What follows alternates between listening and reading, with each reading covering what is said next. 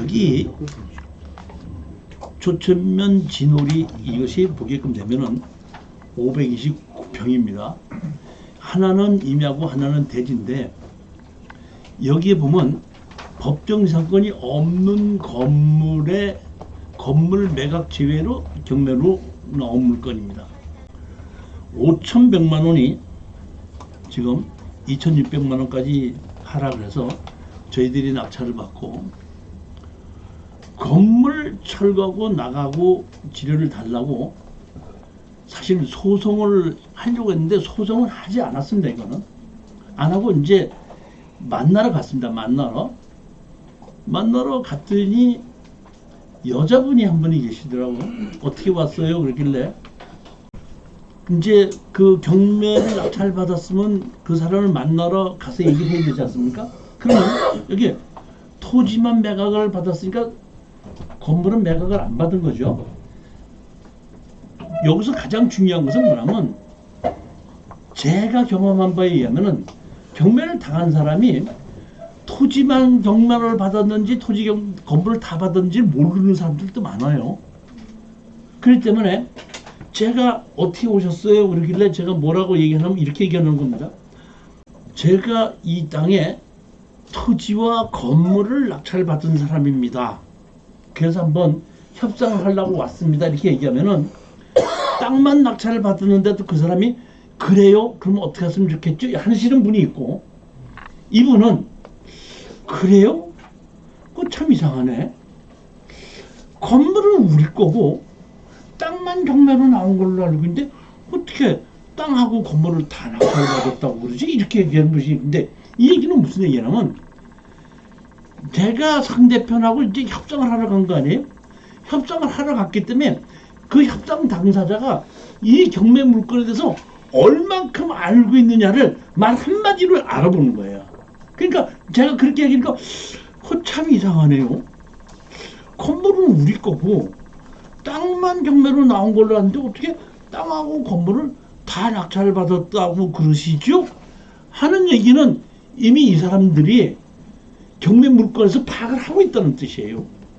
그러면 그러다가 파악을 하고 있구나만 생각하고 더 이상 얘기할 필요 없이 한 번쯤 언제 만날 수 없겠습니까?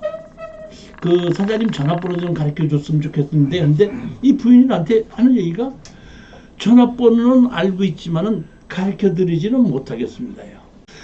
가르쳐 드리지는 못하겠습니다 하고 제가 어떤 경우는 가르쳐 주십시오 바로 가르쳐 주는 사람이 있어요. 제가 만나 가서 보면 바로 가르쳐 주는 사람은 낙찰자가 나타나면 어떻게 대응을 하겠다고 준비가 돼 있는 사람은 바로 가르쳐 줘요. 근데 지금처럼 모르겠는데요, 알지만 못 가르쳐 주겠는데 하는 사람은 낙찰자한테 준비가 안 돼 있는 사람입니다. 그러니까 안 가르쳐 주는 사람하고 협상하는 게 훨씬 빠릅니다. 전화번호를 가르쳐 주는 사람은 이미 그 사람은 작전이 다 짜 있다는 뜻이에요. 이 사람은 못 가르쳐 주시겠어요? 알지만 못 가르쳐 주겠습니다. 그래요? 알았습니다. 그럼 제 전화번호를 가르쳐 드릴 테니까 한번 전화 연락을 주십시오. 그러는 겁니다. 거꾸로 한 열흘 있다가 전화가 왔습니다. 한번 만납시다. 우리 낙찰받은 수강생하고 같이 갔죠. 같이 갔더니 거기에 이제 그 남자 여자 부부가 살고 있는데 그 남자는 택시 운전을 하시는 분이더라고요. 돈은 이제 상당히 없으신 분인 것 같아요. 이렇게 했더니 우리는 부여군에서 왜 가난한 집을 뭐라고 얘기하죠? 뭘로 지정을 받아서 부여군에서부터 도움을 받고 있는 사람입니다. 그래서 여기에 우리가 살고 있기 때문에 부여군에서 이 집에 대해서 수리를 작년에 670만 원을 대서 수리를 다 해줬습니다. 그런데 이번에 토지만 경매로 진행됐다는 걸 제가 얘기를 듣고 우리를 담당하는 공무원에게 이렇게 됐는데 어떻게 하면 좋겠느냐고 제가 부탁을 했더니 담당 공무원이 좀 기다려 보라 그래서 다 조사를 해보고 나더니 어저께 저한테 얘기하는데 법정 지상권이 없고 했기 때문에 이거는 철거하고 나갈 수밖에 없다는 것을 법무사나 변호사한테 얘기 들은 것이 아니라 공무원한테 얘기 들었어요. 저는 아무 방법이 없다는 걸 알았습니다. 그런데 저희들이 너무 가진 게 없어서 언제 어떻게 나갈 수 있다는 얘기는 지금 해드릴 수가 없습니다. 제가 이제 얘기를 했죠. 그렇다면은 한 200만 원 정도를 도와드릴 테니까 200만 원을 정도를 도와준다는 얘기는 여기 건축물 관장이 있고 건축물 주인이 있다 보니까 그 건물을 철거를 하지 않고 200만 원 내가 사겠다 이런 뜻이죠. 200만 원 정도를 도와드릴 테니까 200만 원을 가지고 어디 알아갈 때를 알아봐 보시고 이사 나가는 날 200만 원을 드리도록. 그렇게 이제 왔죠. 다음 일주일이다 다시 오겠습니다. 다시 전화해서 다시 갔습니다. 가서 어떻게 됐습니까? 다시 말하면 건물 주인이, 아까는 건물 주인이 이 땅을 살 수 있는 경제적 능력이 있었는데 이번에는 건물 주인이 이 땅을 살 수 있는 능력이 없는 거예요. 그러다 보니까 할 수 없이 자기 건물을 나한테 팔아야 되고, 우리도 가서 봤을 때 경제적 능력이 없으니까 내가 이 땅을 건축주한테 파는 것이 아니라 건물을 내가 사가지고 잘 사면 돼 팔아야 되겠다는 판단을 한 거죠. 이제 그러니까 건물을 싸게 사는 방법을 가지고 지금 하는 겁니다. 이게 조정을 하지 않고 둘이 협상을 하는 거예요. 어떻게 200만 원을 준다고 그랬는데 어떻게 알아보셨습니까? 하고 얘기를 했더니 그 여자분이 200만 원 준다는 것에 대해서 참 고맙게 생각합니다. 그렇지만 200만 원 가지고 여기 어디에 나가려고 봤더니 아무 데도 갈 데가 없어서 200만 원 가지고 주신다는 것은 아직 결정을 못했습니다. 사실 이를 하기 전에 무슨 얘기가 있었냐면 우리 수강생이 둘이서 같이 공동으로 낙찰을 받았거든요. 낙찰을 받아서 이제 협상을 같이 한다고 저하고 같이 갔다 오는 중에 그게 이 낙찰 받았던 수강생 한 분이 이제 그 여자분이 약간 좀 장애인이에요. 여자분이 저한테 차고 이제 협상하고 오면서 이렇게 얘기해요. 교수님, 돈 버는 건 좋은데 거기 장애인이 좀 살고 있는데 조금 좀 그냥 내보내는 게 마음이 조금 짠한 데가 있어요. 그러면서 교수님 200만 원이 뭐예요? 한 400만 원 준다고 한지 좀 이러더라고. 아니 내 돈 주는 거야? 자기네 돈 주는 거야? 자기는 마음이 짠하고 나는 마음이 안 짠해? 그만큼 이제 그 얘기는 조금 높여도 좋다는 거를 협상에서 좋다는 얘기를 했으니까 제가 이제 다음번에 가서 그렇다면 400만 원을 드릴 테니까 400만 원 가지고 어떻게 협상할 때 하면 안 되겠습니까? 이렇게 얘기를 했습니다. 그랬더니 남자가 그 정도 하고 또 얘기하려니까 또 여자가 탁 치더라고. 400만 원 주신다는 것도 감사한데요. 여기서 저희들이 알아봤더니 1000만 원 아니면은 어디 가서 얻을 데가 없어요. 이렇게 얘기하더라고요. 그러니까 거꾸로 건물 주인 쪽에서 1000만 원을 달라고 얘기한 겁니다. 그래서 제가 얘기를 했죠. 아니 제가 땅을 2600만 원에 낙찰 받았는데 2600만 원에 낙찰 받지 않고 2억 6천 정도에 낙찰 받았다면 1000만 원 드릴 수가 있죠.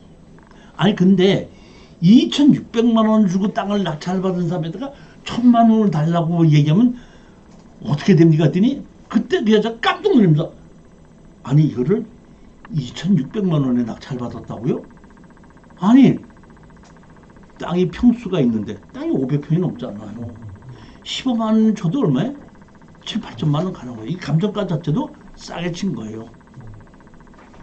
여기 보면 임야가 이제 산수도 하나 있었어요. 무연고.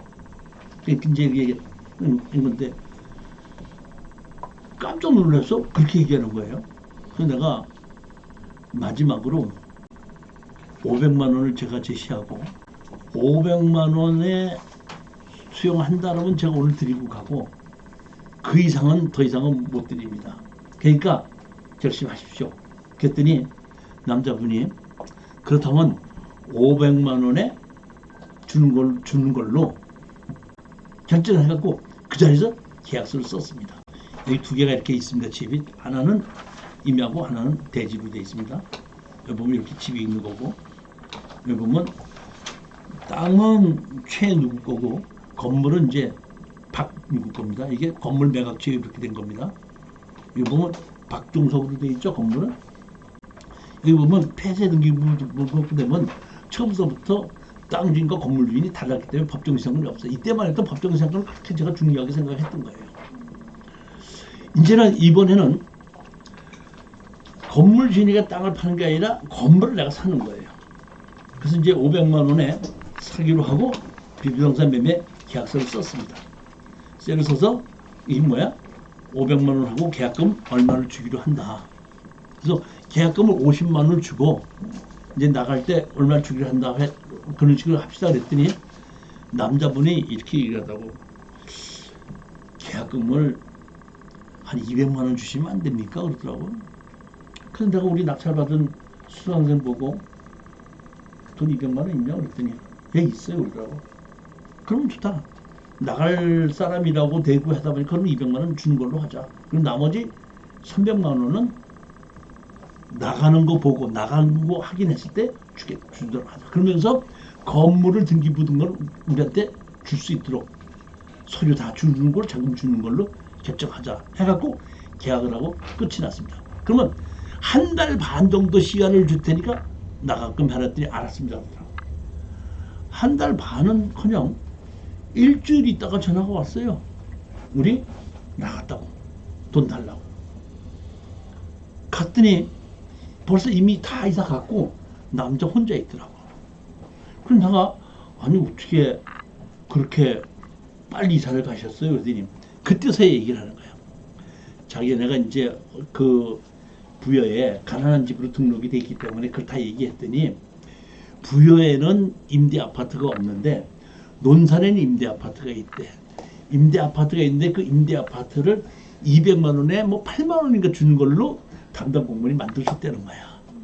그러니까 이미 걔네들은 200만 원 보증금만 있으면 이사 갈 때는 마련했는데 내가 계약금 50만 원을 준다니까 그때 남자가 200만 원을 달라고 그러는데 200만 원을 줬더니 200만 원 갖고 받자마자 바로 계약을 하고 그럼 이사를 다 가버린 거야. 그래서 내가 아 그렇구나. 그러니까 그 사람들은 이제 200만 원 갖고 있으니까 300만 원 또 여유가 있으니까 그 사람들 좋은 데죠. 그래서 이제 그 등기부 이전할 걸 다 받고 넘어간 거였어. 아, 그 사람들도 잘 됐고. 다시 말하면 건물주인과 땅도 있는데 가장 중요한 것은 가격이 떨어졌을 때 낙찰을 받아야지 건물주인과 땅주인이 같이 좋아. 높게 낙찰을 받으면 건물주인이니 땅주인이 반드시 피해를 봐야 되는데 특수경매에서는 무조건 가격을 낮게 낙찰을 받아야지 편안하게 협상을 할 수가 있어요. 참 좀 그 사람들의 그 마음이 그래. 제가 추천 물건 강의하는데 1년에 120만 원 내라는 건 아까워서 할딱 말딱 하고 망설이면서 자기가 곤돌 물건에 입찰에 들어갈 때는 500만 원, 700만 원 질르는 건 보통이야. 제가 보면 그래요. 하여튼 그렇게 돼서 이제 팔고 나와서 이제 제가 우리 공인중개사한테 얘기해서 팔아달라 했더니 한 8천만 원에 바로 팔아줄 수 있다고 얘기를 하더라고. 근데 중요한 거는 무슨 의미냐면 건물을 우리 거로 등기를 해야 되는데 그 사를 갖고 우리 낙찰 받은 수강생 보고 등기소에 가서 등기하랬더니 등기소 등기를 안 해주는 거야. 등기를 못 해준다는 거야. 왜 등기를 못 해주냐? 서류가 다 있는데 봤더니 이렇게 옛날 건물을 땅을 경매로 산 사람이 위조 서류를 만들어서 건물을 산 것처럼 만드는 경우가 많다 이거야. 그렇기 때문에 이렇게 땅을 경매로 산 사람이 건물을 주인을 상대로 정식으로 그 샀다는 것을 서류만 가지고 믿을 수 없으니까 파는 당사자를 데리고 와라 이거야. 그러지 듣기 전에지 안 해준다는 얘기야. 할 수 없이 이 사람한테 다시 전화를 했죠. 전화를 해서 당신 택시 운전 나가는데 이날 우리 등기 이전 해야 되니까 여기 법원에 하면 몇 시까지 한번 와줘라. 그 대신 내가 일당을 15만 원을 주마 오늘. 근데 그래서 준다면 제가 나오겠습니다 해갖고 법원에서 등기소에서 같이 만나가지고 자기 들어와가지고 이제 자기가 파는 사람이라고 하다 보니까 법원에서 이런 소리를 작성하더라고. 자 보십시오. 뭐라 했죠? 등기 의무자 누구? 신청서 접수 2014년 5월 21일. 등기 목적 소유권 이전. 첨부서년 주민등록. 특기사항 152cm 50kg 된 흰머리 짧고 짧은 머리에 눈이 큰 약간 작은 재미하고 우문 도장 찍고 이 사람이 건물 주인이라고 확인하고 등기 이전을 해주세요. 그러니까 무조건 등기 서류만 있다고 해가지고 갖다 주면 등기소에서 무조건 다 해주는 건 아니더라 이런 뜻입니다. 이것도 제가 해봤으니까 이런 절차가 또 있다는 걸 알았지 이런 절차가 있다는 걸 저도 몰랐던 거예요. 안 해준다는데 어떻게 해요? 그래서 자인으로서는 옛날 건물 땅만 주고 샀는데 어떻게 당신이 건물 주인을 샀다는 얘기냐 이거야. 건물 주인 데리고 와보라 이런 얘기. 당신이 진짜로 샀다면 건물 주인 데리고 올 수 있지 않냐 이런 얘기예요.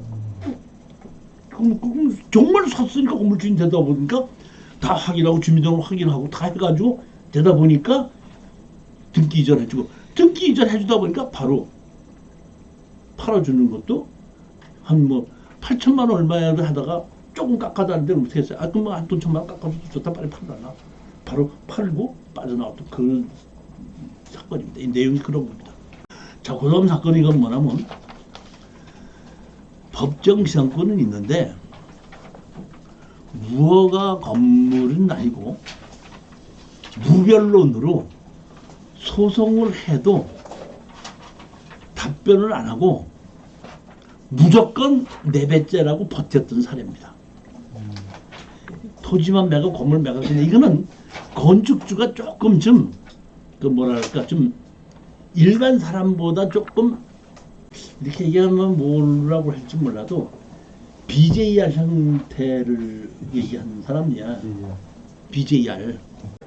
낙찰을 받고 갔더니 70대 할머니가 계시는 겁니다. 근데 제가 봤더니 이것도 자기 손자한테다가 자기가 빚이 지금 뭐 하다 보니까 이름을 손자한테로 바꿔놨더구만. 맞는데 손자가 바꿔놓은 거에 강제구매로서 500만 원인가 얼마를 경매가 집어넣었기 때문에 나는 이걸 취하를 시킬 줄 알았더니 취하 안 된 거예요. 할수없이 잔금을 낸 겁니다. 그 내고 찾아갔더니 그 노인네가 나이 많이 먹었어도 남녀가 만나는 건 마찬가지예요. 제가 갔더니 한 70 몇 세 드신 분인데 이 집에서 제가 찾아갔더니 안방에서 70 몇 세 드신 남자분하고 둘이서 막걸리 한 잔씩 하고 있더라고. 어떻게 왔어? 그래서 이거 낙찰을 받아서 왔습니다 했더니 그러면서 이제 그 남자가 참견하는 겁니다. 똑같은 얘기야 아까처럼. 당신 땅만 받았지. 건물은 이거 건물 자체는 내가 시아버지한테서 받았던 물건이야. 그러니까 70 먹은 노인네가 시아버지한테서 받았다는 거예요. 그래서 여태까지 살고 있는 거야. 근데 뭐 어떡하라고? 소송을 해도 무별로 못해요. 그러니까 그대로 판결 받은 겁니다. 요 땅입니다.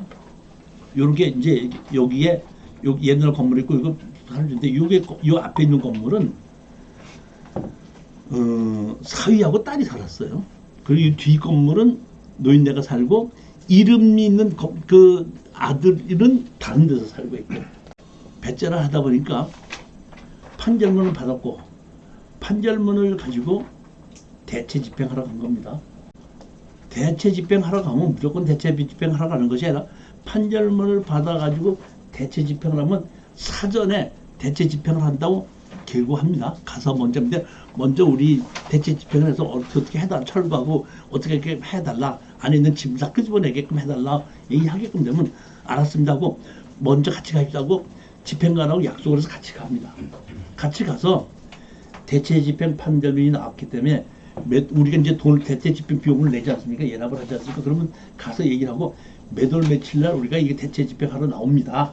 그러니까 그 안에 협의를 하시든지 협의가 안 하면 대체 집행할 수밖에 없어요.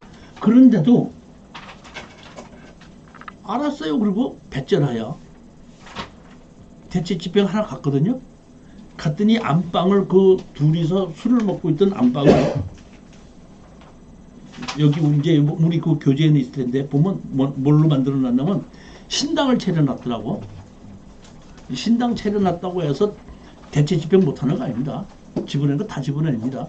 근데 문제는 뭐냐면 이 앞에 건물이 있죠.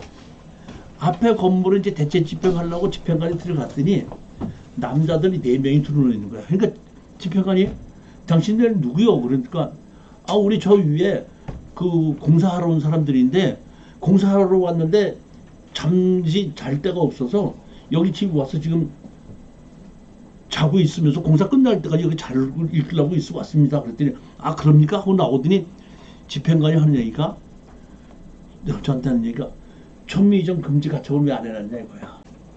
그렇기 때문에 판결문 받은 사람들을 내보내고 할 수가 있지만은 판결문 붙지 않은 사람이 전병원들은 내보내지 못한다 이런 얘기예요. 전미이전 금지 가처분을 왜 안 했냐 이런 얘기예요. 그러면서 집행관이 돌아가다 보니까 이 낙찰 받은 수강생한테 내가 얼마나 욕을 많이 먹었는지 모른다. 패대기로 먹었습니다. 그딴 것도 모르면서 이렇게까지 버티는 사람은 제가 수백 대를 해봤지만 이런 식으로 버텼던 사람이 이 사람이 처음이에요. 더 이상은 없습니다. 할 수 없이 다시 점유이전 금지 가처분을 해놓고 대체 집행 다시 하러 가서 철구와 끊기 시작하는 겁니다. 그러니까 그때 그 집을 했던 그 아들이 다시 저한테 전화 와서 그때서야 땅을 매수하겠다. 그때서야. 근데 제가 그 낙찰받은 수강생한테 패대기로 욕을 먹었죠. 그럼 내가 나서 또 이렇게 저렇게 하라고 얘기하면 내 얘기 들어야 안 들어요? 안 듣죠? 그러니까 나가 뭐라고 얘기하냐면 내 손에서 떠났다. 그러니까 직접 얘기해라. 그러니까 직접 얘기해가지고 나중에 그 우리 낙찰 받은 수강생한테 직접 얘기해서 땅을 다시 쉽게 얘기하면 처음서부터 협상이 잘 되는 사람도 있지만은 이렇게 협상이 잘 안 되는 사람도 있는데 이것은 보면 쉽게 얘기하면 거꾸로 일 수도 있죠. 법정 상권이 있기 때문에 법정 상권과 지료를 내면서 버틴다고 할 수 있는데 여기에 있는 그 노인네나 아들은 네가 땅만 낙찰받았는데 건물을 낙찰받은 건물을 갖고 있는 우리한테 네가 어떤 식으로 대적할 수 있는데 네가 하고 싶은 대로 해봐 하고 BJR로 나오다 보니까 대체 집행까지 가고 대체 집행을 하다 보니까 협상이 응하게 됐다 이런 뜻입니다. 여기에 이 협상을 하기 위해서 여기에 70대 노인네가 있던 거하고 그 노인네가 나를 거짓말을 시켰던 얘기는 오늘 다 빼버린 거예요. 얼마나 많은 거짓말을 저한테 시켰는지 모릅니다. 정말 거짓말 시키는 데 대가더만. 여기 보면 판결 선고했죠. 무변론을 했죠. 연 얼마를 치료를 내라고 결정했고. 자, 이번에는 2018 타경 55355 이겁니다. 충청남도 당진시 우강면에 있는 토지만 매각입니다. 토지만 매각인데 감정평가가 2억 천이 나온 곳이 1억 4천까지 떨어진 걸 낙찰받은 겁니다. 그 얘기를 줄이기 위해서 제가 빨리빨리 줄여러 가는데 결론은 이겁니다. 땅 주인과 건물 주인이 같았었습니다. 그러니까 이게 제가 보면 처갓집의 땅을 부인이 상속을 받아서 갖고 온 거예요. 갖고 와서 있던 거를 남편이 시의원인가 뭐 나가면서 돈을 대주느라고 하고 뭐 하느라고 그 땅을 남편 이름으로 바꿔놨고 건물은 와이프 이름으로 그대로 있다가 경매로 진행되다 보니까 땅만 낙찰을 받았고 그러니까 땅을 낙찰받자마자 우리가 70% 낙찰받았잖아요. 여기에 있는 사람이 그 땅 주인의 그러니까 건물 주인의 오빠라는 사람이 전화 연락을 한번 만났더니 당신들이 낙찰 잘못 받았다 이거 그러니까 잔금 내지 말라고 그러더라고. 이게 사실은 보면 우리 공투생들이 이거를 낙찰받은 건데 회장이 있고 이제 총무가 있었는데 회장은 뭐라고 얘기했냐면 이건 법정상권이 있으니까 낙찰받으면 안 된다 했고 총무는 이종실 교수가 법정상권인데도 괜찮다고 했으니까 받아도 된다 이렇게 해가지고 우리 그 공투생들이 반이 갈려가지고 그 회장단 측은 공투에 참여 안 했고 그 총무 쪽들은 참여를 해서 낙찰을 받은 겁니다. 근데 그렇게 온 거예요.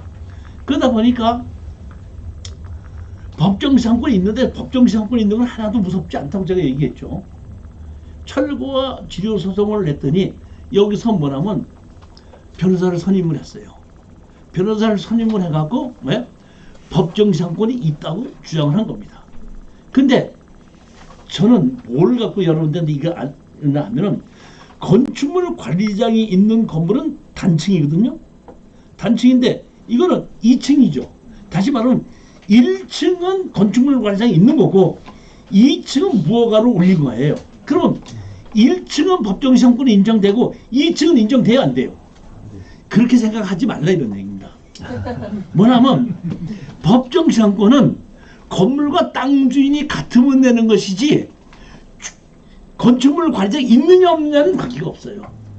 그러니까 여기에 2층에 무허가로 지어서 올렸다고 하더라도 법정상권 인정이 되는 겁니다. 그러니까 판결은 뭐하고 해서 법정상권 인정이 된다. 판결이 났습니다. 그러니까 뭐냐면 지료를 얼마 줘라고 판결이 났어요.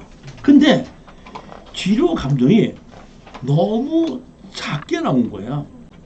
법정상권 답변서인데 이게 저 보면 우리가 주장한 거와 상대편 변호사가 주장한 내용이 있으니까 그걸 한번 서로 주장해 보면 되는데 결론은 건축물 관리장이 있든지 없든지 관계없이 땅 주인과 건물 주인이 같았었다는 말. 땅 주인과 건물 주인이 같았다는 얘기는 땅 주인이 등기부등본에 있고 건물을 재산세를 낸 것이 땅 주인 이름으로 재산세 낸 것만 있다고 그러면은 건축물 관리장이 없어도 법정지상권이 인정된다는 겁니다. 여기서 여러분들한테 말씀드릴게요. 여기서 법정지상권이 있다고 인정된다 그러니까 제가 뭘 주장했는가 하면은 알았다. 법정지상권 인정을 하지만은 건축법 위반으로 해서 내가 신고하겠다. 그렇잖아요. 보면 법정지상권만 중요한 게 아니에요.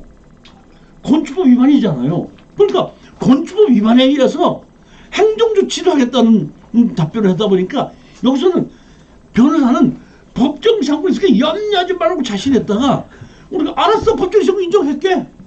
그렇지만 건축법 위반으로 행정소송, 행정고소하겠다. 민사 그렇게 해놓고 지료 감정이 너무 작다 보니까 지료뿐만 아니라 다시 이게 지료 감정에서 다시 해야 되겠다고 해서 사실은 판결이 그렇게 난 거를 항소를 했어요. 원래는 이것이 조정으로 가는 건데 그 여기에 있는 그 땅 주인이 거기에 시의원이었고 유명했던 사람이고 변호사도 잘 알다 보니까 변호사가 도와주다 보니까 법원에서 조정을 넘기지 않고 그냥 지료 감정하고 지료에서 법정상권이 있다는 걸로 판결만 바로 가버린 거예요. 판결로. 그래서 제가 바로 항소했더니 서산에서 어디로 들어간다면 대전으로 갔거든요. 자기 서산에서는 자기가 세지만은 대전으로 옮겼으니까 떠나간 거거든요. 그러니까 대전으로 가자마자 바로 첫 소송도 안 하고 바로 조정 날짜를 잡았어요. 바로 조정하러 갔죠.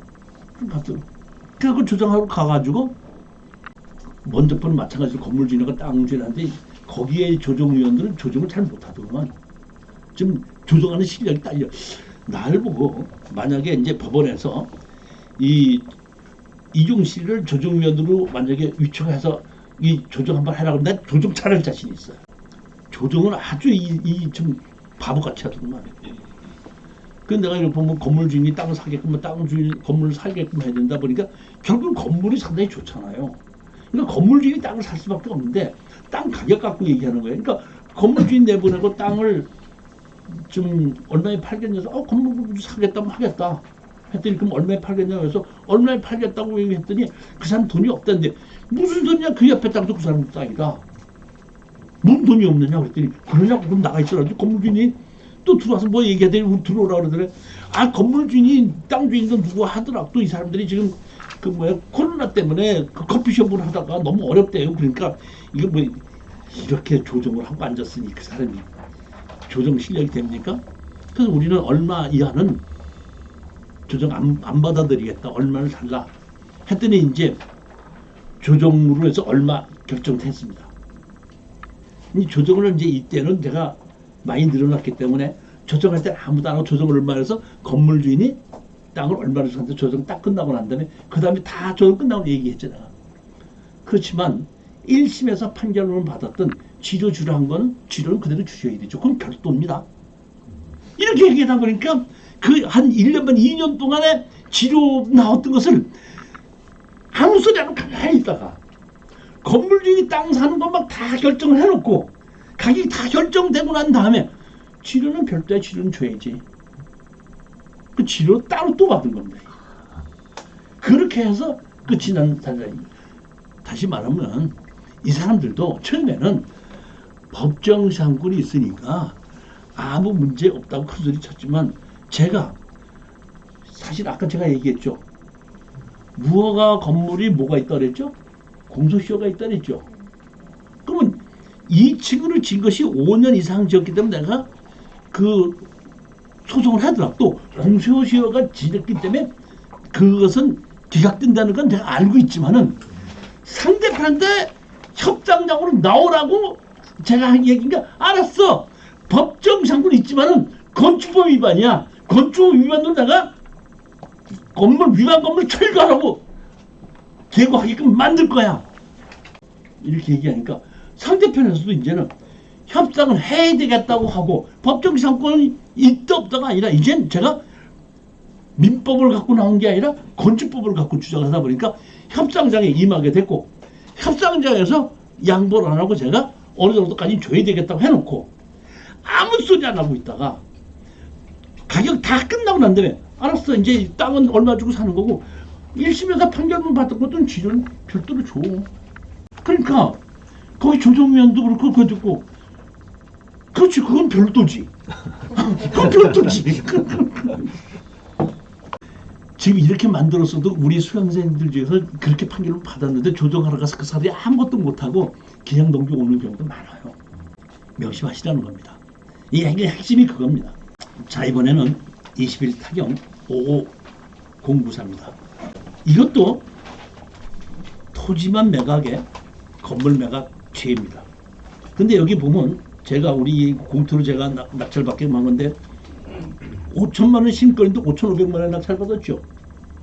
대지가 몇 평이죠? 199.5평이 약 200평이죠. 200평의 감정 가격이 얼마? 5천만 원이라는 얘기는 25만 원이라는 얘기죠.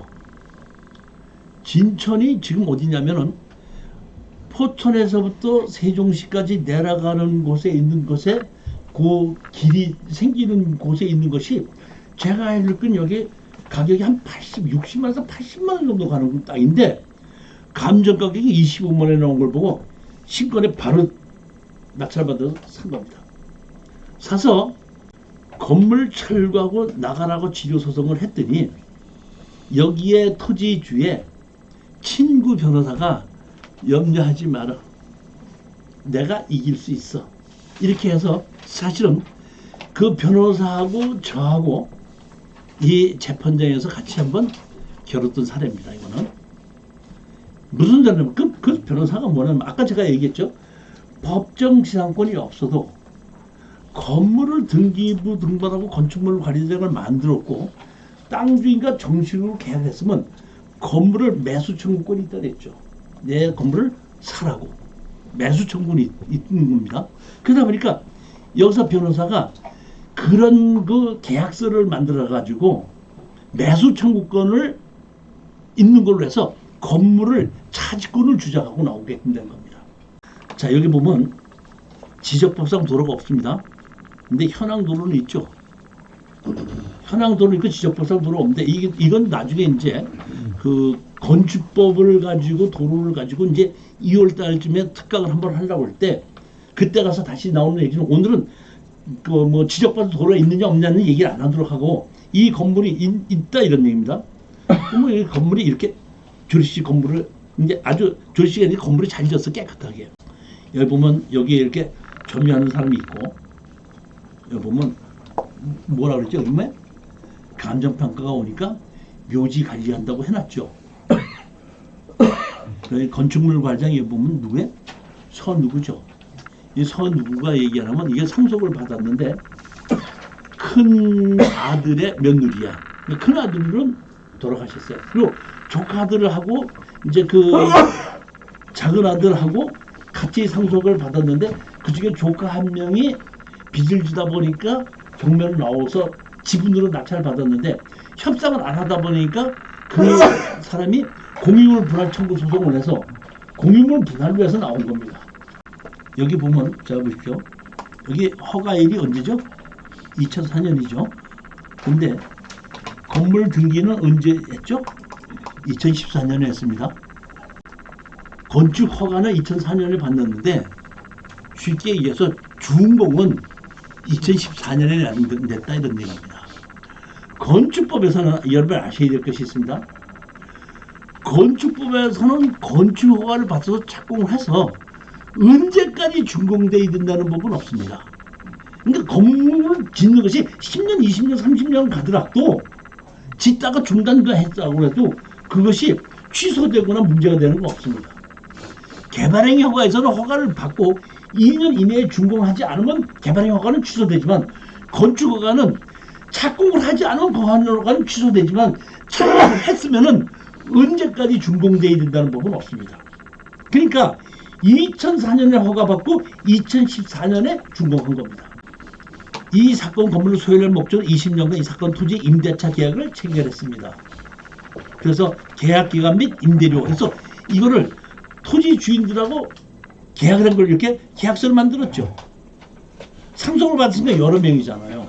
여러 명이 건물 주인하고 땅을 정식으로 아까 얘기했잖아요. 정식으로 계약서를 쓰고 건물이 등기부등본이 있을 때는 토지주를 법정지상권은 없지만 땅 주인과 건물 주인이니까 법정지상권은 없지만은 땅 주인에게 너 내 건물을 사가라 감정가에 사가라 하고 주장할 수 있는 차지권이 있다 그랬지 않습니까? 그러니까 여기서는 이거를 차지권을 한 겁니다. 문제는 이렇게 해서 판사님이 제일 먼저 뭘 했냐면 조정을 했습니다. 건물주가 땅 주인이니까 제가 조정실에 갔습니다. 조정실에 갔더니 이제 그 먼저 한 10분 먼저 갔더니 조정위원이 시간이 좀 남았는데 아직 상대편이 안 나오셨으니까 토지주 한번 말씀해서 어떻게 하시겠습니까? 그래 내가 건물 주인이 땅을 산다면 땅을 팔 거고 건물을 판다면 내가 건물을 사겠다. 그러니까 어떤 식으로 해도 좋으니까 뭐 그런 식으로 조정을 해 주십시오. 그랬더니 알았습니다. 했는데 한 10분 있으니까 땅 주인이 건물 주인이 오는 줄 알았더니 건물 주인이 오지 않고 변호사가 왔어. 난 변호사가 그렇게 이렇게 차지권을 준비하고 있는지는 몰랐죠. 그러니까 이제 변호사가 오니까 조정위원이 여기 토지주가 건물을 사든지 건물 주인이 땅을 산다면 매도를 하겠다 그러는데 어떻게 건물 주인이 땅을 사실 마음이 있습니까? 그러니까 예 얼마요? 6천만 원. 그러니까 5천만 원 주고 샀는데 5,500 주고 샀는데 6천만 원 사겠대. 그러니까 나한테 조정민이 6천만 원에 팔겠다는데 어떻게 하십니까? 그길래 아 그 가격인데 안 팔겠습니다. 그래요? 그러면 건물 땅 주인이 건물을 사면 되는데 건물을 얼마에 파실 마음이 있으니까 그러니까 변호사가 3천만 원에 팔겠습니다. 아 그래요? 그러니까 조정위원한테 얼마 주고 사시겠습니다. 500만 원이요. 그러니까 그 자리 더 이상 얘기하고 조정위원이 조정불능 끝나버린. 그러니까 아예 처음서부터 변호사는 조정할 마음이 없이 이렇게 차지권을 주장을 다 소리 받도록 준비해놓고 나오고서 조정을 깨려고 나왔던 거예요.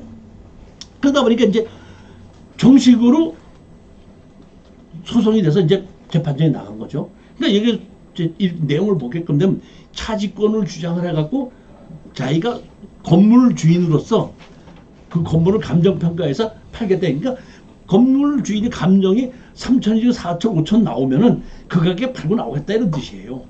그러니까 최소한도 3천만 원 팔겠다는 얘기가 그래서 나온 거야. 그러다 보니까 내가 뭐라고 얘기했냐면 판사한테 이렇게 얘기했습니다. 여기 보면 계약 날짜가 언제죠? 2014년 9월 1일이죠. 그러니까 땅 주인하고 건물 주인하고 2014년도에 계약을 했죠. 그렇죠? 근데 건축 허가는 언제 받았죠? 아까? 2004년이죠. 제가 판사님한테 얘기했죠. 건축물 관리대장을 보면 2004년도에 건축 허가를 받았고 등기는 2014년에 했습니다. 그러면 다른 사람의 땅을 계약을 해서 하려면은 건축허가 받기 전에 땅 주인과 계약을 해야 되는데 어떻게 건물 등기하기 전에 땅하고 계약을 하고 건축허가는 먼저 받았다는 얘기가 이게 안 맞는 얘기가 아닙니까? 했더니 상대편은 변호사고 나는 일반인이죠. 판사님이 그건 내가 알아서 판단합니다.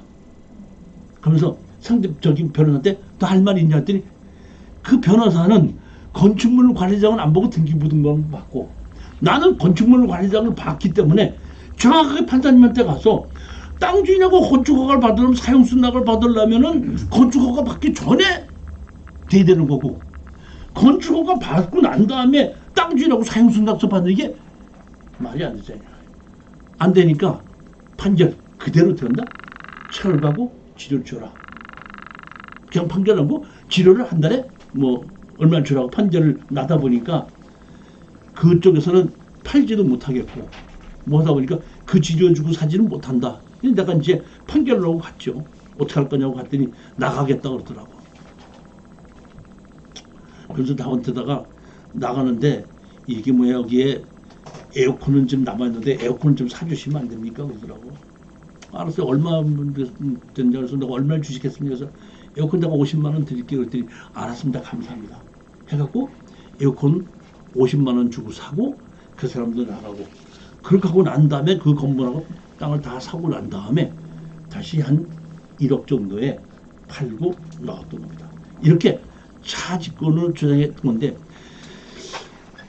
저도 이런 부동산 소송을 많이 하다 보니까 상대편이 변호사가 나온다고 해도 절대로 전 지지 않습니다. 어떻게 보면 변호사가 저보다 더 건축법에 대해서는 변호사가 저보다 더 몰라요. 그런 경우가 많이 있더라고요. 이렇게 주장했던 그런 내용입니다. 자, 이거는 정말로 차지권이 인정이 됐던 사례입니다. 아주 가슴 아팠던 사례입니다. 여기 보시면은 1억 3천짜리가 얼마까지 떨어졌죠? 4,500까지 하라고 그랬죠. 그리고 토지만 매각, 건물 매각 주인인데 땅 주인하고 건물 주인이 다르다 보니까 법정 상관이 없더라고요. 이게 마을 회관하고 마을에서 쓰고 있는 창고이기 때문에 조금 좀 한 49%까지 떨어졌을 때 제가 추천을 안 했는데 34%까지 떨어지다 보니까 추천을 했어요. 여러분 다시 아셔야 되는 것이 있습니다. 우리는 특수경매였기 때문에 그 부동산에 관계가 있는 사람에게 팔아야 되거든요. 제3자에다 팔 수 있을 때는 아까 건물 우리가 다 사가지고 제3자한테 팔 수 있을 때도 문제가 다른 사람이 사도 문제가 없어야지 팔리는 건데 마을 회관을 내가 사가지고 다른 사람한테 팔겠다는 마을 회관 사는 사람이 있어요? 못 판다는 얘기입니다. 또 하나 아셔야 될 것입니다. 마을 회관이 필요하긴 필요하죠. 그렇지만 주인이 있어요, 없어요? 주인은 없습니다. 주인이 없는 걸 자기 돈을 내서 마을 회관 사겠다는 사람이 있을 수가 없죠. 그렇기 때문에 이런 마을 회관에 있는 공동 물건은 팔지 못한다는 걸 내가 이걸 아는 거예요. 가격이 하라고 해도 팔 수가 없습니다. 그걸 이제 제가 실수한 거예요. 추천했습니다. 건물 철거하고 나가라. 철거할 때까지 치료를 달라. 소송을 했습니다. 제가 이거를 내가 실수를 한 겁니다. 감정평가사 현황가계 조사서에 본 목적물은 마을 주민들이 공동으로 사용 및 점유하고 있으며 토지 소유자, 공유자, 강력목에 토지 사용료로 연 20만 원씩 마을 공동회에서 지급하고 있는 것으로 조사되었음. 차집권이 인정이 되지 않았던 건 뭐죠? 땅 주인과 건물 주인이 계약서가 있어야 돼요. 그리고 차집권이 인정되려면 월 등기부등본이 있어야 되고 임차금을 줬다는 증거가 있어야 되는 겁니다. 근데 아까는 계약서 자체가 가짜 계약서라는 것이 제가 주장하기 때문에 인정이 됐지만 이거는 마을 공동으로 쓰는 거다 보니까 정식으로 계약서도 있고 임차를 지불한 거야. 그러니까 철거하고 나가라 지금 소송을 냈더니 여기서 동네 사람이 많다 보니까 변호사를 하나 선임을 했는데 이 변호사가 상당히 실력 있는 변호사야. 하더니 우리가 토지 인제 청구서를 냈습니다. 냈더니 뭐야? 철거하고 임대차 해지 통보. 우리는 이제 먼저 땅 주인과 건물 주인하고 임대했기 때문에 임대에 의해서 건물을 지어서 사용하고 있던 거 아니에요? 그러니까 우리가 땅 주인이 바뀌었으니까 이제 나는 건물 주인하고 임대 계약을 해지하고 너희들은 철거하고 나가고 철거하고 나갈 때까지 지료를 달라 소장을 낸 겁니다. 법정 상권이 없으니까 반드시 100% 이긴다고 장담하고 생각을 했는데 여기 보면 우선 뭐냐면 사람이 여러 명이다 보니까 돌아가신 분이 많아가지고 돌아가신 분 다 찾아가지고 피고 정정 신청을 했다는 거. 청구 취지의 답변.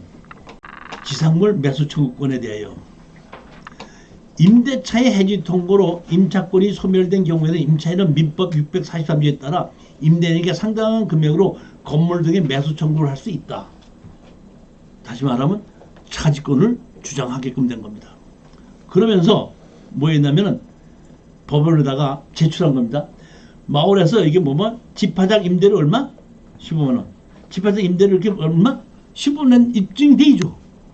이렇게 정확하게 임대료를 탄 거를 법원에다 15만 원씩 낸 걸 계속 하다 보니까 이것은 계약서 자체가 아니라 계약서가 없어도 월 15만 원씩 낸 것이 정확하게 입증이 되다 보니까 이거는 임대차를 있는 걸로 보고 철거하고 나가기 전에 네가 우리 건물을 사라 하고 상대편 편에서 반소장이 들었어. 그런데 철거하고 나가는 거는 빼놓고 너희들이 우리 건물을 사가지고 가라. 그래가지고 건물을 감정평가했더니 창고는 5천만 원. 근데 마을회관은 돈 준 자료가 없어. 그러니까 마을회관은 차지권이 인정이 안 되고 그 앞에 있는 창고는 차지권이 인정이 된 거예요. 그러니까 마을회관은 철거하고 우리한테 지료를 줘야 되고 우리는 창고는 5천만 원 우리가 사야 되는 거야. 할 수 없이 우리 낙찰받은 수강생이 마을회관 다 돌려주고 지료 청구 안 하고 그 마을회관 돌려주는 조건으로 우리가 낙찰받은 돈만 그대로 준다면은 우리가 돈이 다 돌려주겠다고 해서 바깥에서 합의하고 끝내서 소송 비용만 들어가고 손해를 보고 끝이 났던 사례입니다. 네, 그렇게 됩니다. 이렇게 다시 말하면 차지권, 다시 말하면 법정 이상권 없는 건물 주인이 땅 주인이라고 해서 건물 철거하고 나보고 지러달라고 하면은 건물 주인으로서는 건물이 등기부등본에 있어야 되고 땅 주인과 정식으로 계약하고 이렇게 임료를 줬다는 걸 입증을 하게끔 되면은 건물을 철거하는 것이 아니라 민법에서 네가 땅 주인이 내 건물을 사가라 이런 소장을 이뤄내서 그것이 판결로 갈 수도 있다는 뜻입니다. 변경 후 청구 취지, 반소 청구 취지, 반소한 겁니다. 우리가 소송을 했더니 반소한 겁니다. 너희들이 우리 건물 사가지고 가라. 지금 시간이 얼마 없으니까 그냥 조금 핵심만 얘기하고 빨리 넘어갈게요. 2019 2381이 여기 뭐야? 경제업시 이것도 뭐예요? 토지만 매각입니다. 전원주택이 아주 잘 되어 있는 것입니다. 근데 가격이 얼마였었죠? 1억 7,300에 1억 2천까지 떨어졌는데 여기 가서 봤더니 건물이 아주 새 건물로 전원주택으로 잘 지어진 건물이 있다 보니까 낙찰을 받은 겁니다. 낙찰을 받고 건물 철거하고 나가라. 근데 여기 봤더니 건물이 가등기가 돼 있더라고요. 한번 더 떨어지면 할까 하다가 가등기가 돼 있으니까 건물을 돈 500만 원도 안 주고 넘겨받을 수가 있겠더라고. 가등기 있는 건물을 우리가 넘겨달라고 그러면은 판다 그러면 이거 가등기 지어줘 막 이렇게 하면 건물주인이 상대를 못할 줄 알았는데 건물주인이 우리 조정하는데 나왔더라고. 나와서 이렇게 돼서 누나 땅에다가 자기가 건물을 지었는데 자기도 이제 나이가 먹어서 여기 전원주택에 살지 못하고 이 시내에서 살고 있으니까 이 건물이 필요 없으니까 건물을 팔겠다. 또 얼마에 팔겠느냐? 저는 한 100만 원이나 200만 원 얘기했으면 좋겠는데 우리 수강생이 자기가 아니고 한 1000만 원 얘기를 하더라고요. 그래서 1000만 원 얘기를 했는데 문제는 뭐냐면 여기 건물에 가등기가 있었지 않습니까? 그러니까 가등기를 가지고 제가 이제 핑계를 잡아서 깎으려고 딱 얘기를 했는데 이 사람은 알더라고. 건물이 가등기가 돼 있기 때문에 가등기 낸들은 이거를 넘겨주지 못하고 건물을 1000만 원 준다 내가 팔 수가 없는데 제가 변호사한테다가 의뢰를 해본 결과 제척 기간이 지났기 때문에 한 3개월만 지나면은 변호사가 이 가등기를 멸실해 줄 수 있다고 합니다. 그러니까 가등기를 멸실하고 나면은 건물을 넘겨 등기 이전을 할 수가 있겠습니다. 하고 먼저 얘기를 하더라고. 그러다 보니까 우리 수강생이 돈을 1000만 원을 걔네들한테 주지 않고 법원에다가 예치를 합니다. 예치를 하고 쟤네들이 가등기를 지우고 나서 우리한테다 가등기 지우는 거를 건물을 넘겨주게끔 다 됐을 때 법원에서 우리가 서류가 다 됐으니까 1000만 원을 지급하십시오 하게끔 되면 법원에서 이제 걔네들한테 지분하는 겁니다. 그러니까 건물을 처분행위 금지 가처분을 해놓고 기다리고 있었더니 한 3개월 있다가 건물 제척기간 내에서 건물 가등기가 말소가 됐으니까 건물을 가져가십시오 해갖고 이건 우리가 제척기간 내에서 건물 가등기를 말소한 것이 아니라 자기네들이 건물 주인이 가등기를 말소하고 땅 주인에게 건물을 우리한테 넘겨받은 겁니다. 그렇게 된 겁니다. 핵심 내용만 설명을 드리는 거예요. 지금 여기 아주 뭐랄까 전원주택이 깨끗하게 잘 지어져 있더라고요. 동네도 깨끗하고 건물이 아주 잘 지어져 있더라고요. 이렇게 두 동이 지어져 있더라고요. 이렇게 부동산 처분금지 가처분을 해놨죠. 그리고 금전 공타서 우리가 법원에다가 돈을 공탁을 해놓은 거죠. 그 다음에 가등기 말소 판결이 나다 보니까 판결을 받아가지고 우리한테다가 가등기 넘겨준 상태로 해서 우리한테 넘겨준 거죠. 제척기간이 지나면 10년 가등기 제척기간이 지나면은 소송을 해서 이게 그 법무사한테 누구한테 의뢰해서 이거 제척기간이 지났으니까 가등기 말소해달라고 소송하게끔 되면 금방 해줍니다. 가압류 가처분은 3년. 보면 판결문에 보면 피고자 소유권이 가등기 말소 의무. 예정이 없는 데는 이약이 성립 때부터 10년 이내 이를 행사해야 하고 그 기간이 지난 때는 이약 완결권은 제척 기간에 의해 경로로 소멸한다. 이 판결 내용입니다. 이렇게 할 수도 있지만 경매로 나온 것 중에서 여기 보면 제척기간 경매에 따라서 이것이 토지 건물 일괄 매각으로 나왔죠. 경매 신청하는 중에서 뭐가 끝냈죠? 가등기 말소 청구권. 아예 경매를 신청하는 중에서 가등기가 있는 거를 가등기를 말소해달라고 해서 판결문을 받아놓고 경매를 신청하는 겁니다. 그렇게 한 것도 있으니까 그렇게 하지 않으면은 가격이 너무 하락할 것 같으니까 경매를 신청하는 사람이 제척기간이 지났을 때는 가등기를 말소하라고 판결을 받아서 가등기 말소해서 경매를 집어넣을 수가 있고 그렇지 않고 그냥 경매를 집어넣었을 땐 우리는 가격이 하락했을 때 낙찰을 받아서 우리가 가등기를 말소를 해도 된다 이런 뜻입니다. 가등기는 몇 년? 10년. 가압류 가처분은 3년.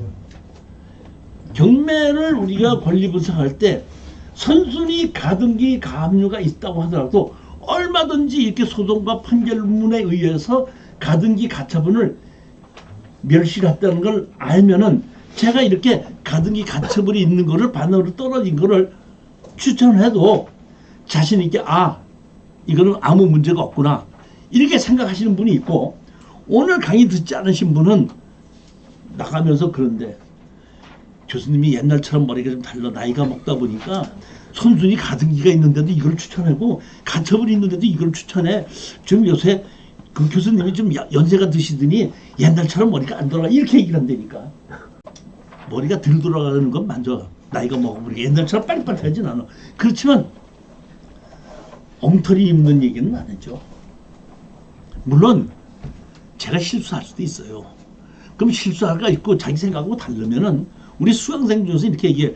교수님 제가 이번 추천 물건을 봤는데 이런 문제가 있는데 이거는 좀 다시 한번 좀 생각해 보셔야 되는 거 아닙니까? 저한테 얘기하는 사람이 있고 그 얘기 안 하고 그냥 머리가 옛날 같지 않아 이렇게 얘기하는 사람이 있더라 이런 얘기죠. 2018 4539 이것도 뭐야? 건물 매각 제외 토지만 매각입니다. 이거는 건물을 매각 제외된 원인이 건축물 관리장이 있고 건물 등기 부분도 다 있어요. 그래서 설정이 돼 있고 다 돼 있는 데서 경매 신청을 했습니다. 했는데 감정평가사가 가서 감정을 해서 판사님한테 뭐라고 얘기하냐면 건축물 관리장이 있는 건물과 현존하는 건물이 다릅니다. 하고 보고 하니까 그렇다면 현존하는 건물 말고 서류상에 있는 건물은 없는 겁니다. 서류상에 있는 건물을 경매로 집어넣어야지 현존하는 건물은 건축물 관리장이나 그게 없죠. 서류상에 없는 옛날 건물이 건축물 관리장이고 등기부등은 남아있는 거고 그러다 보니까 서류상에 있는 거는 없으니까 팔지 못하고 현존하는 건물은 건축물 관리장도 없고 등기된 것도 없으니까 매각을 제외한다. 이렇게 돼갖고 건물은 매각제, 토지만 경매로 나옵니다. 낙찰을 받고 제가 여기 이렇게 건물입니다. 여기 보면 이렇게 건물인데 이게 보면 여기 보면 그 가스가 뭔가 조사하러 오는 사람이 왔다가 1년에 한 번 이렇게 조사를 실내도 한다고 뭐 하는 사람이 왔다가 이렇게 보더니 아이고 옛날하고 너무 달라져 갖고 이게 옛날 집하고 전혀 다르네 이렇게 얘기를 하더라고요. 그러니까 그만큼 집이 달라졌다는 겁니다. 이게 건물 철거하고 나가고 지료를 달라하고 소송을 했더니 여기 있는 아들이 저한테다가 뭐라고 얘기하냐면은 이게를 철거하고 지료를 해야 되다 보니까 자기가 한도 상속을 받아서 이거 다른 거는 상속을 안 받고 이 건물만 상속을 받아서 건물을 저한테 파는 겁니다. 그래서 협상을 어떻게 했냐면 내가 건물을 이 건물을 얼마에 했냐면 싹 새로 리모델링 한 건데 이거를 200만 원에 사는 걸로 협상을 했습니다. 그러니까 여기 보면 주식회사 한국부동산 서비스 갖고 얼마나 샀죠? 200만 원 주고 샀죠. 그러니까 우리 그 법인에서 200만 원 주고 산 겁니다. 샀으니까 이 건물에 있는 압류, 가등기, 설정은 그대로 살아있는 겁니다. 그러니까 200만 원 주고 산 겁니다. 그러니까 자기가 뭐 여기 아버지가 이제 살던 집인데 뭐 리모델링 하는데 뭐 8천만 원이 들었으니까 뭐 3천만 원이니까 얼마 달라고 그러길래 3천만 원 달라고 얘기했죠. 3천만 원 달라고 3천만 원 드릴게요. 그 대신 거기 설정 뭐 이런 거 다 지어주세요. 그거 못 지웁니다. 못 지우면 100만 원이지 뭘. 근데 조금만 더 주시면 안 됩니까? 알아서 그럼 내가 100만 원 더 줄게. 200만 원으로 해서 거기에 있는 건물에 있는 설정과 가등기와 압류를 전부 다 안고 200만 원 주고 산 겁니다. 그럼 내가 그렇게 샀을 때는 여기에 있는 것을 뭐 할 수 있어? 멸실할 수 있는 자신이 있으니까 산 거예요. 여기 보면 8번 등기 말소 했죠. 보면 가처분 등기 말소 했죠. 여기 보면 뭐 있죠? 설정.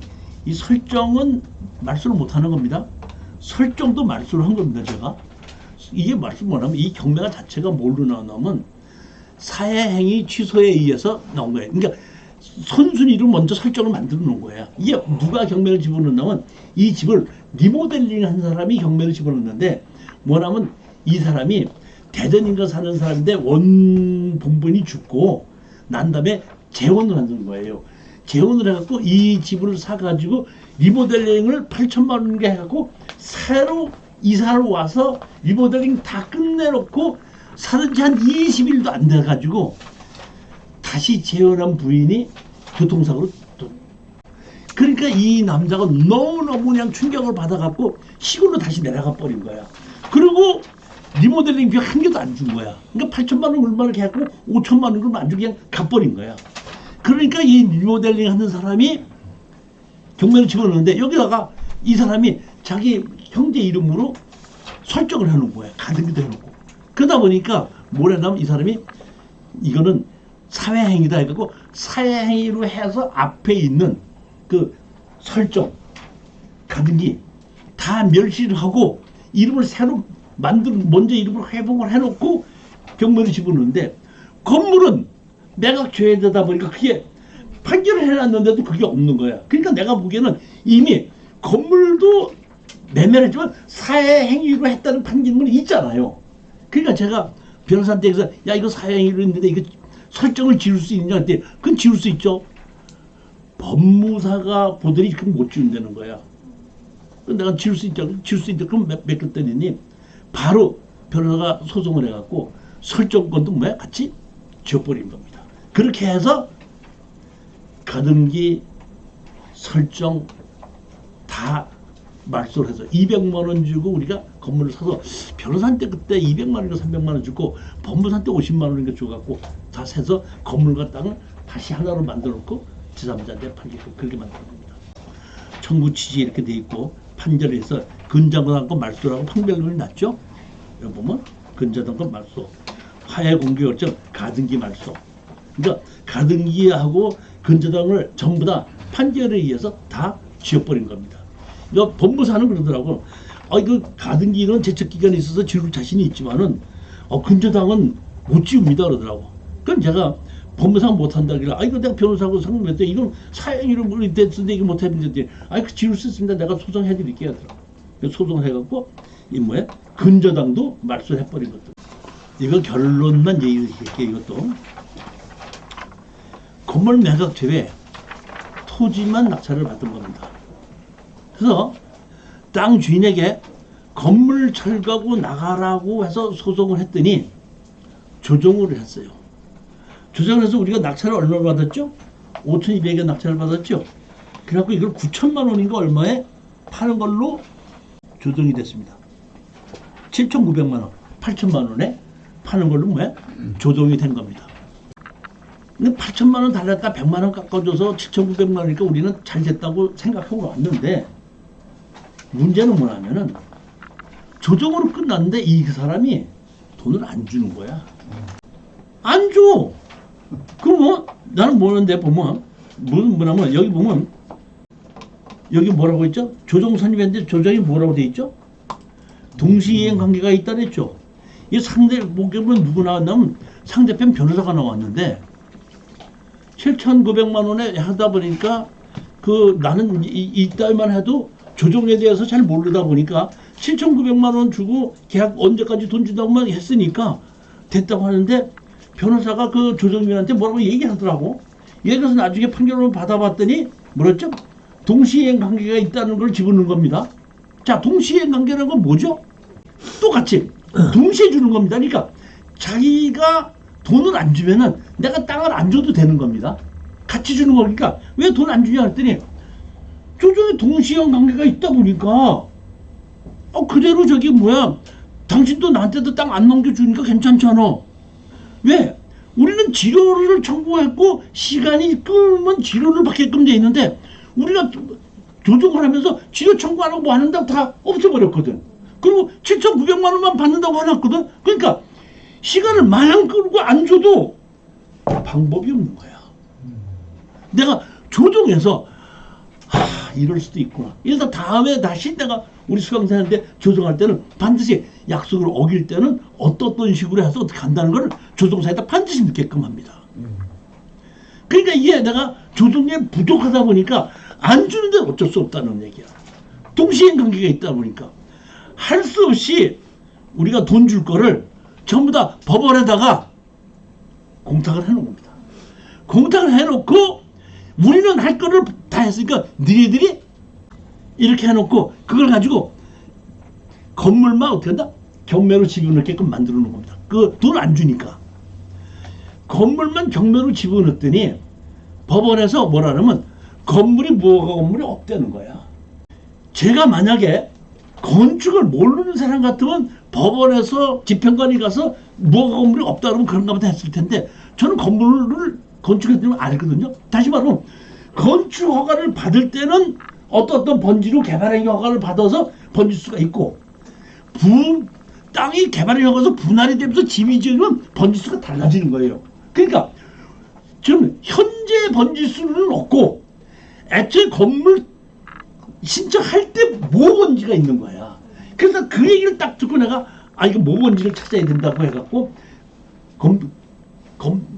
토지 대장을 했고 옛날 어디서 분할 이걸 찾아가지고 모번지를 찾아갖고 모번지로 이런 식으로 하면 있다고 법원에다 신청했더니 법원에서 다시 그 번지로 조사해봤더니 건축물 관리자가 있다 보니까 그 건물을 그대로 경매로 집어넣게끔 되는. 그러니까 아까 지료를 가지고 우리가 돈 받을 게 있으면 건물을 경매로 집어넣는다 했잖아요. 그 건물만 경매로 그러니까 등기를 하고 그 건물을 가지고 경매로 집어넣는 겁니다.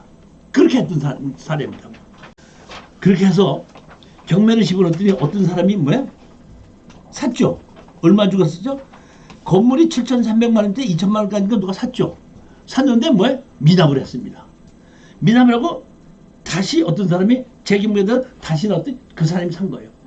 그러니까 우리는 가서 이제 우리는 땅 주인이고 그 사람 건물만 산 겁니다. 건물 주인한테 가서 우리 땅 샀는데 지료 계속 내놓을래? 내 땅 살래? 그리고 한 2년이 지나다 보니까 땅값이 또 올랐죠. 그러니까 우리 얼마만 준다 그러면 우리는 당신한테 팔겠다 했더니 건물 주인이 경매로 낙찰을 받고 땅을 우리한테 다시 또 사서 팔고 나왔던 그런 사례입니다. 그러니까 조정을 하더라도 반드시 그 사람이 조정을 이행을 하지 않을 수가 있기 때문에 이행하지 않을 때는 어떤 식으로 어떻게 한다는 것을 단서조항을 넣는 것이 원칙이라는 겁니다. 자, 이거는 선순위 가처분이 있습니다. 이게 보면 감정 가격이 얼마였었죠? 보면 22억이었죠. 22억 평택 땅입니다. 평택 땅인데 이것이 얼마까지 하락했죠? 11억까지 하락하다 보니까 이게 샀는데 이게 뭐냐면 선순위 가처분이 있던 겁니다. 뭐 가처분이 있죠. 가처분인데 이게 가처분이 언제죠? 2008년도죠. 근데 우리가 낙찰 받은 건 언제죠? 2016년도죠. 8년 전이죠. 그러니까 이 가처분은 제측기관에 의해서 선순위 가처분은 말소한 겁니다. 그런데다가 사실은 건물은 매각 제외고 뭐 이런 것이 있기 때문에 그런 걸 다 처리할 줄 알고 개발행위가 받다 중단된 거를 넘겨받을 줄도 알고 이렇게 했던 거를 지목이 전이니까 전에 농지증 받을 줄 알고 모든 게 다 종합적으로 되는 거지만 오늘은 그 얘기가 아니라 선순위 가처분이 뭐가 있으면 제척기간이 지났으면 말소를 할 수 있다는 겁니다. 그러니까 낙찰을 받자마자 선순위 가처분 말소해달라고 사정명령의 가처분 취소 신청 해갖고 판결문을 받아서 결정해갖고 그 선순위 가처분을 말소해라 받아가지고 말소하고 나서 다 건물을 또 철거하고 지를 내려서 건물을 우리 거로 만들고 개발행위 허가 받던 거 다 준공받아서 제3자한테 다 팔던 그런 내용인 겁니다. 오늘 이 얘기는 보면 가처분, 선순위 가처분이 3년이면은 언제든지 제척기관에서 말소할 수 있다는 걸 의심하지 말아라 이런 뜻이에요. 자, 이거 보십시오.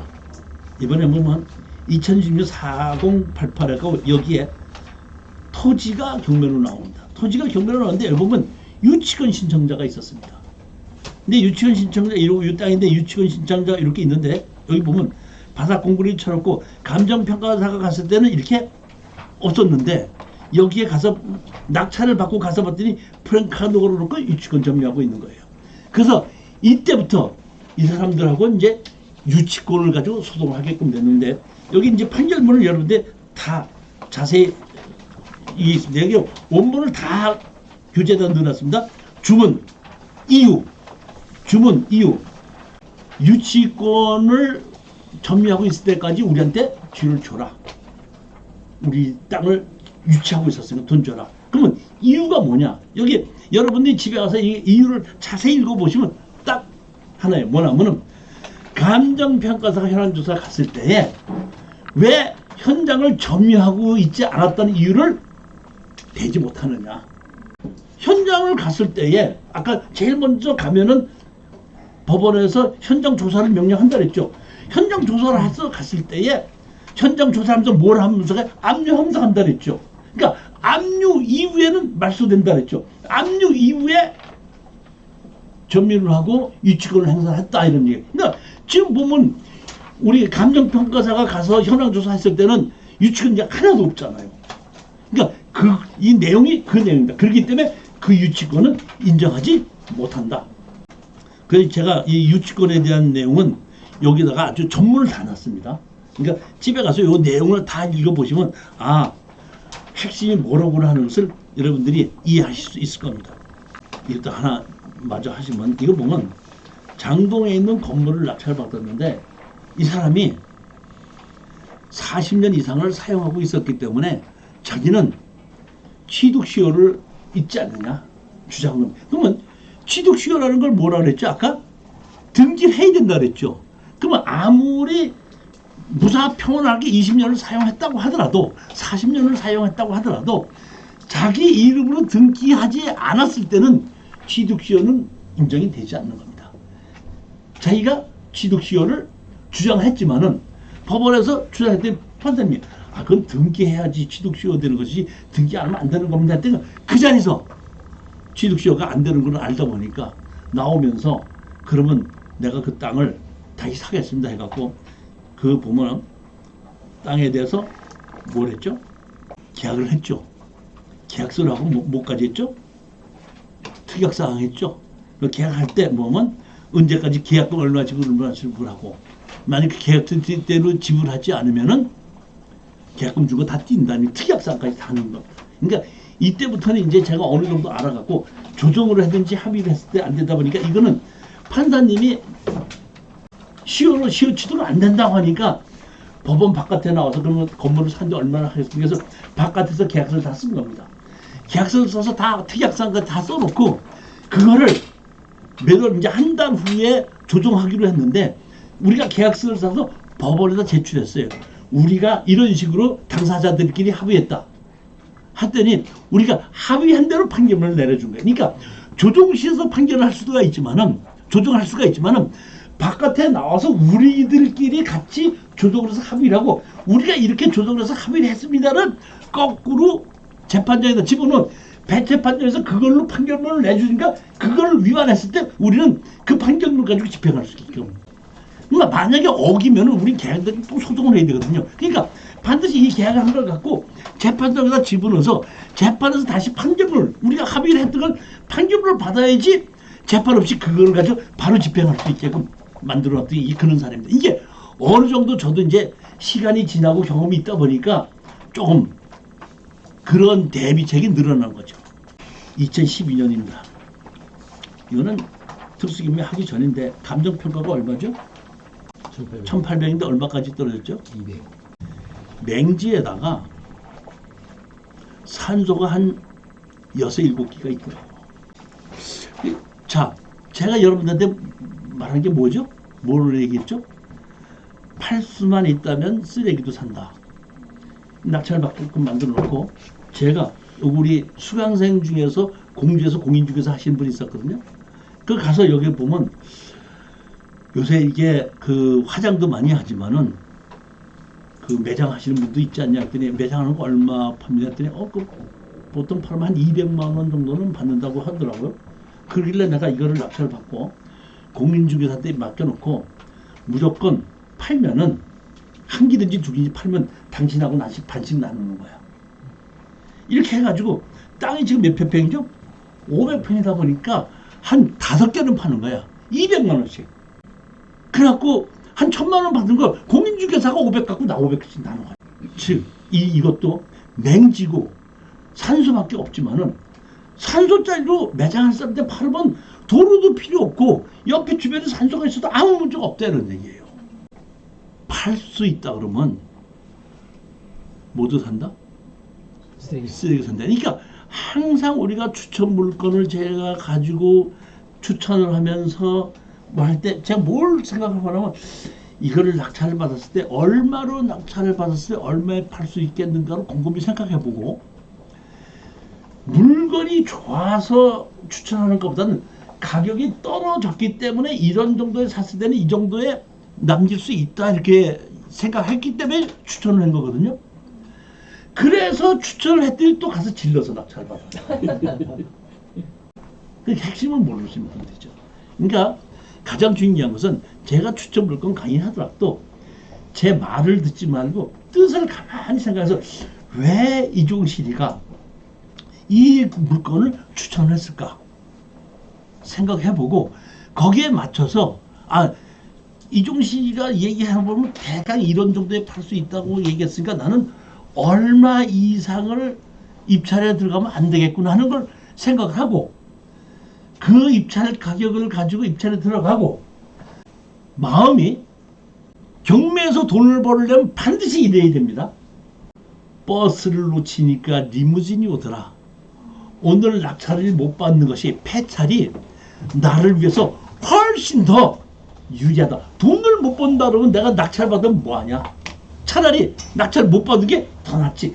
이런 마음으로 생각을 하고 10번을 가서 9번을 유찰하고 한 번만 낙찰을 받아서 그걸로 수익을 올리면 되는 것이지 입찰을 하러 가서는 승부욕이 있어서 반드시 낙찰을 받아야 된다고 주위 눈치 보고 얼마 쓸까 고민하고 입찰장에 가면서 입찰표를 2개를 써가지고 가서 이걸 낼까 하시는 분들은 경매로 수익을 못 올려요. 오늘 제가 시간이 없다 보니까 자세하게 얘기는 못하고 핵심은 다 얘기를 했습니다. 제가 오늘 얘기한 것을 명심하시고 원칙을 지키면서 입찰하게끔 되면은 특수경매에서 여러분들도 아무리 부동산이 거래가 없고 한산하다고 하더라도 수익을 올릴 수가 있습니다. 제일 첫 번째, 질르지 말아라. 버스를 놓치면 리무진이 오더라. 법원에 갈 때 승부욕을 가지고 가지 말고 마실에 놀러 가는 말, 커피 한 잔 먹으러 갔다 온다는 마음으로 가서 떨어져도 좋다는 마음을 너그럽게 가지고 가야지 수익을 올리는 것이지. 승부욕을 가지고 경매에 임하시는 분들은 낙찰은 받을 수 있어도 수익을 올리는 것은 어렵다는 것을 다시 한번 언제든지 여러분들은 이러한 특수경매 물건이나 이런 것이 있을 때 저한테다가 교수님 예전에 내가 특수경매 강의를 들어보니까 이렇게 됐었는데 이게 좀 이런 문제가 있는데 이게 어떻게 해결을 하면 됩니까 하고 물어보세요. 내가 물어봤다고 돈 달라고 안 합니다. 물론 어저께처럼 커피 한 잔을 보내주시면 참 고맙게 잘 먹을 수는 있지만은 그걸 조건으로 해서 제가 더 잘 가르쳐주고 커피를 안 줬으니까 안 가르쳐 이건 없어요. 주든지 안 주든지 아는 거에 대해서는 내가 정확하게 다 설명을 드리겠다는 겁니다. 다음번에는 맹제 건축법상 도로 만들기를 갖고 또 한번 준비를 해봐갖고 특강을 한번 해보도록 하겠습니다. 자, 안녕히들 들어가시죠. 감사합니다.